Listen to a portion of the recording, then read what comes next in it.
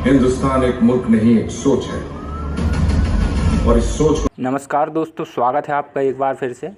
बात करते हैं 19 अगस्त यानी कि कल रिलीज हुई अक्षय कुमार की बेल बॉटम मूवी के बारे में। 100 सुनार की एक लोहार की। जब 7 साल में 5 प्लेन हाईजैक हो चुके हों और हर बार पड़ोसी दुश्मन देश में उतरते हों, वहीं के नेता आतंकियों से समझौता करते हों, तो ज़रूरी हो जाता है कि एक बार बातचीत को दरकिनार करके पलटवार कर ही दिया जाए। कोरोना काल में जब सब तरफ बंदी और मंदी का हाहाकार है, अक्षय कुमार स्टारर बेल बॉटम ने थिएटरों में आने का साहस दिखाया।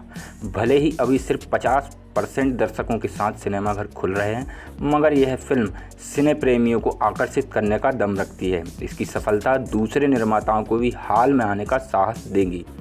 बेल बॉटम में 200 से ज़्यादा यात्रियों से भरा विमान हाईजैक कर लाहौर ले जाया जाता है। तत्कालीन प्रधानमंत्री इंदिरा गांधी के सामने वही पुराना रास्ता रहता है कि अपहरणकर्ताओं से पड़ोसी ही बात करे, क्योंकि उनकी ज़मीन पर विमान खड़ा है। तब साफ दिखता है कि कुछ नया करने के लिए साहस की ज़रूरत पीएम को भी होती है, ताकि पुराने घेरे को तोड़ सके। ऐसे में रॉ के प्रमुख यानी कि आदिल हुसैन उन्हें कहते हैं कि इस बार रुकिए, हम नया दाव चलेंगे, अपने मंजे हुए राष्ट्रवादी खिलाड़ी को मैदान में उतारेंगे। यहाँ से बेल बॉटम रुख बदल लेती है। लखनऊ सेंट्रल 2017 जैसी नाकाम फिल्म के बाद निर्देशक रंजीत एम तिवारी की बेल बॉटम इंटरवल के पहले यह कहानी को धीरे धीरे स्थापित करती है, जिसमें विमान हाईजैक के साथ माँ बेटे का भावनात्मक संबंध और पति पत्नी का प्रेम धीरे धीरे निखरता आता है। कहानी कभी वर्तमान में तो कभी अतीत में चलती है। इसी बीच में विमान अपहरण के बाद राजनीतिक गलियारों की राजनीति और प्रधानमंत्री के तमाम शक्तियों से लैस होने के बावजूद उनकी मानवीय चिंताएं जाहिर हो जाती है।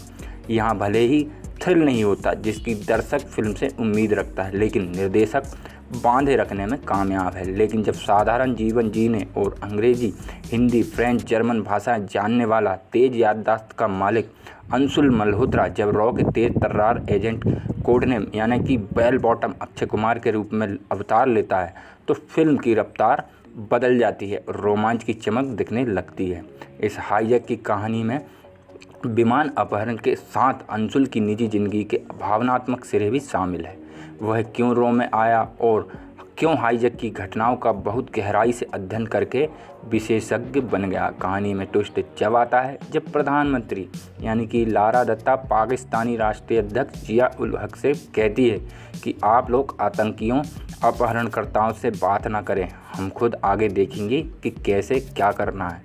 विमान अपहरण के पिछले 4 मौकों पर मध्यस्थता करने वाले पाकिस्तान को झटका लगता है और उसकी खुफिया एजेंसी ISI अपने खास आदमी डोडी जैन खान दुरानी को हाईजैक प्लेन को अपने हाथ में लेने के लिए भेज देती है। यहाँ दुश्मन देश का दोहरा चरित्र खुलकर सामने आ जाता है और सवाल खड़ा होता है कि क्या बेल बॉटम 4 आतंकी अपहरणकर्ताओं को मारकर सभी यात्रियों को सुरक्षित बचा पाएगा।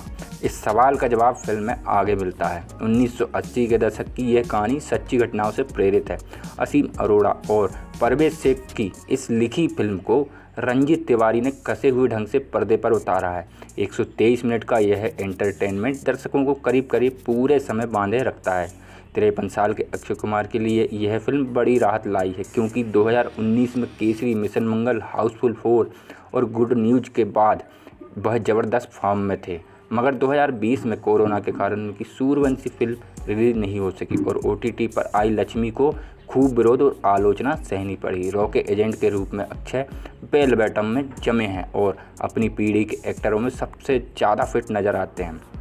6 साल में मात्र ज़िंदगी की 3 फिल्में कर यशराज फिल्म में ज़िंदगी की 6 कीमती साल ख़राब करने वाली बानी कपूर पहली बार उस गेम से बाहर आई और उन्हें फ़ायदा मिला। फिल्म में उनका रोल भले ही छोटा है, मगर बहुत सुंदर और सार्थक है। हुमा कुरैशी को ज़्यादा स्पेस नहीं मिला और वह विशेष प्रभावित भी नहीं कर पाई। बेल बॉटम में रॉ एजेंट के अलावा कोई आकर्षित करता है तो वह है लारा दत्ता और आदिल हुसैन। इंदिरा गांधी के गेटअप में लारा को पहचानना काफ़ी कठिन है और उन्होंने काम भी बढ़िया किया है। यह फिल्म उनकी लंबी वापसी के रास्ते खोलती है। वहीं शानदार एक्टर आदिल हुसैन के रॉ के टीम लीडर के रूप में कुछ ज़बरदस्त डायलॉग आए हैं। कुल मिलाकर बॉलीवुड सिनेमा के प्रेमियों के लिए बेल बॉटम थिएटर में बैठकर फिर से पॉपकॉर्न समोसे खाने का मौका लाई है। अगर इस अनुभव को आप बीते 1.5-2 साल से मिस कर रहे हो तो टिकट खरीद सकते हैं। बेल बॉटम को 3D में भी रिलीज किया गया है। तो कैसा लगा आज का हमारा ये वीडियो, हमें कमेंट्स करके बताएं और ऐसे ही मूवीज़ रिव्यू और लेटेस्ट न्यूज़ के लिए हमारे इस चैनल को सब्सक्राइब करें।